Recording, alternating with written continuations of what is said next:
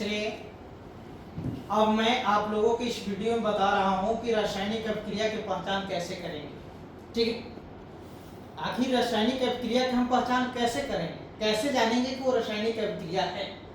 ठीक है, तो इसकी पहचान का मैं क्या बता रहा हूं, रासायनिक अभिक्रिया की पहचान निम्न तरीकों से की जाती है। ठीक है, पहला है गैस का निकलना।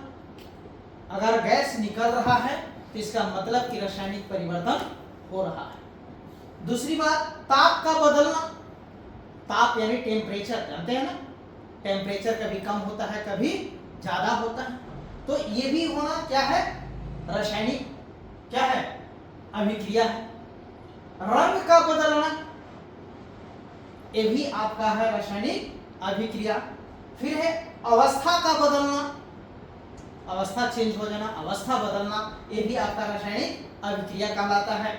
अवक्षेप का बनना, है ना, अवक्षेप बन जाता है, उसको भी कहते हैं रासायनिक अभिक्रिया। इसके बाद नए पदार्थ का बनना, ये भी कहलाता है रासायनिक अभिक्रिया। ठीक है, रासायनिक अब समीकरण आ गया, ये तो रासायनिक अभिक्रिया है, ये रासायनिक अभिक्रिया की पहचान। अब रासायनिक समीकरण आ गया। ठीक है, जब किसी रासायनिक अभिक्रिया को संकेत में प्रतीकों और सूत्रों की सहायता से लिखा जाता है तो उसे रासायनिक समीकरण कहते हैं, है ना। जब वही रासायनिक अभिक्रिया भी बता दिए पहचान का, अभी मैंने बताया कि रासायनिक समीकरण क्या है भाई। तो जब किसी रासायनिक अभिक्रिया को संकेत में प्रतीकों और सूत्रों की सहायता से लिखा जाता है तो उसे रासायनिक समीकरण कहते हैं। ठीक है, जैसे हाइड्रोजन और ऑक्सीजन की क्रिया, तो जब हाइड्रोजन और ऑक्सीजन आपस में क्रिया करती है तो ये आपस में क्रिया करके क्या बनाया, जल बनाया। तो मैंने क्या दिया, यहां पास साइन दिया, तो साइन का मतलब क्या है, प्लस। प्लस का मतलब आपस में मिलना, संयोग करना, है ना। ये साइन हमारा बताता है प्रतिकरण संकेत, संकेत और साइन, तो ये संकेत दे रहा है। ये क्या कर रहा है, संकेत, एरो का साइन है ना, एरो क्या करता है, ये संकेत देता है। जैसे आप रोड पर जाते होंगे, देखिएगा एरो बना करके लिखा हुआ रहता है, इसका मतलब कि रोड इस तरफ जा रहा है।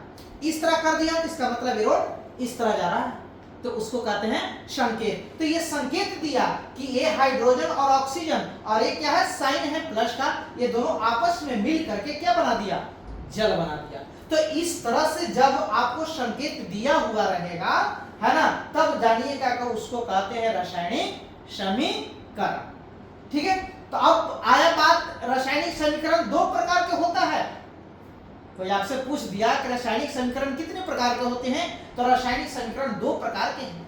कौन कौन है, एक है संतुलित रासायनिक समीकरण और दूसरा है असंतुलित रासायनिक समीकरण। यानी इसको कहते हैं इंग्लिश में बैलेंस, क्या बोलते हैं, बैलेंस बोलते हैं, और इसको अनबैलेंस बोलते हैं। तो अब बैलेंस कैसे बनेगा, अनबैलेंस यानी संतुलित रासायनिक समीकरण कैसे बनेगा और असंतुलित रासायनिक समीकरण कैसे होगा, उसको मैं कल बताऊंगा अगले वीडियो में। ठीक है।